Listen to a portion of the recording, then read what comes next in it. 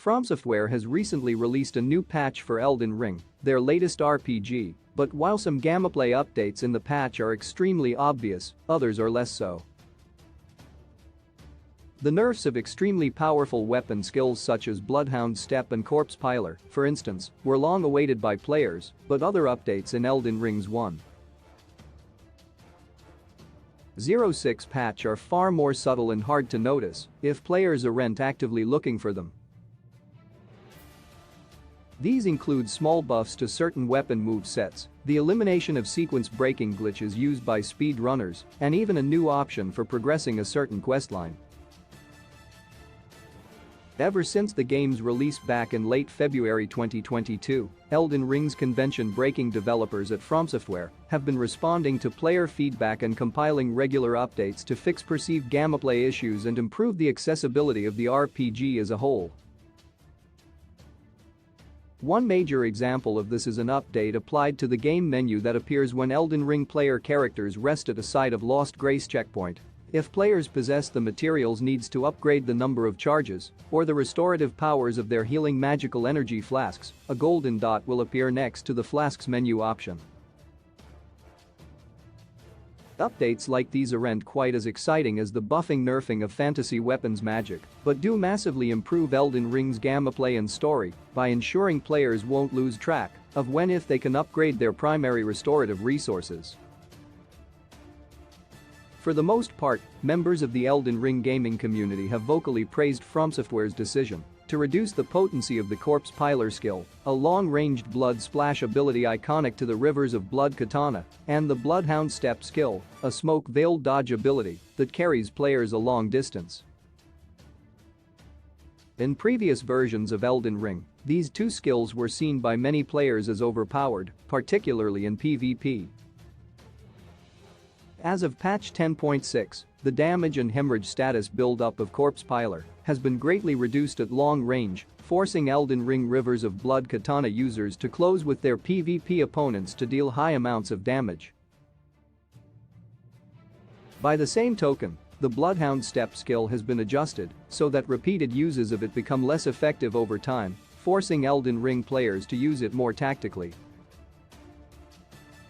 However, these weapon skill revisions are just the tip of the iceberg that is patch 10.6. Many other subtler changes have been made to the gameplay and interface of Elden Ring, bringing the game closer to From Software's original intent for better or worse. Elden Ring's multiplayer has new company op summoning options. Previous versions of Elden Ring had already revolutionized co-op gameplay mechanics first introduced in From Software's earlier Demon's Souls and Dark Souls RPGs. Easily accessed items such as the Furl-calling finger remedy and the tarnished furled finger let players quickly lay down and access summon signs right from the start of an Elden Ring playthrough, while the small golden effigy item lets players send their summon signs to Stakes of Marika, located outside nearby boss arenas. The 1.06 patch for Elden Ring expanded the utility of the small golden effigy, adding a new menu where players can choose between sending their summon signs to stakes in their current region or to distant regions entirely. This new quality of life feature will make it easier for players of Elden Ring to seamlessly summon co-op partners outside of peak playtimes while letting other players avoid spoilers by being summoned into places they haven't visited yet. Elden Ring's great weapon movesets have been buffed ever since Demon's Souls. From Software developers of Souls-like RPGs have been trying to balance out the perks and downsides of wielding light and fast weapons versus heavy but hard-hitting weapons. To this end, the recent Elden Ring 1.06 patch has adjusted the movesets of weapons in the Greatsword, Curved Greatsword, and Great Hammer categories in order to make them more viable for players in PvP and PvE. The speed of heavy attacks and certain light attacks for these cool Elden Ring weapons has been increased, and the recovery time for attack movements has been shortened, making it generally easier for players to strike a foe, then roll out of the way before the enemy can strike back. The speed of guard counters has been increased as well for heavy weapons, making it easier for Elden Ring players to use this proto-parry ability against boss enemies and fellow players.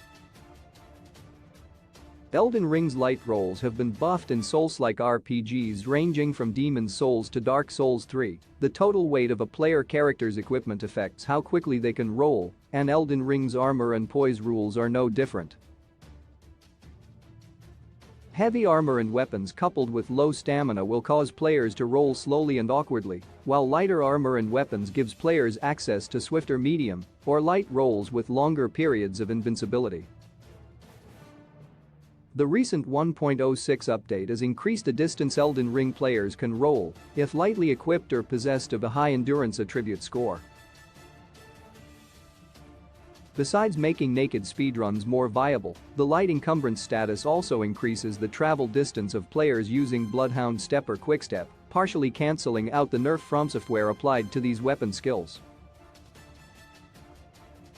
Elden Ring's Bloody Finger questline no longer mandates PvP invasions to progress through Elden Ring's white-faced Var in his questline, Var being the NPC representative of the blood-obsessed in-game faction called the Bloody Fingers. Elden Ring players previously needed to accept the Bloody Finger PvP item from him, then invade players in other worlds with it at least 3 times. The 1.06 update, however, added a new NPC character players can invade in offline mode. His invasion sign can be found near the Wraithblood ruins in Altus Plateau. After defeating Magnus the Beast Claw, a Tarnished who wields a massive Great Stars mace and uses bestial incantations, Var's quest dialogue will progress, as if the player had performed their requisite set of PvP duels invasions in Elden Ring.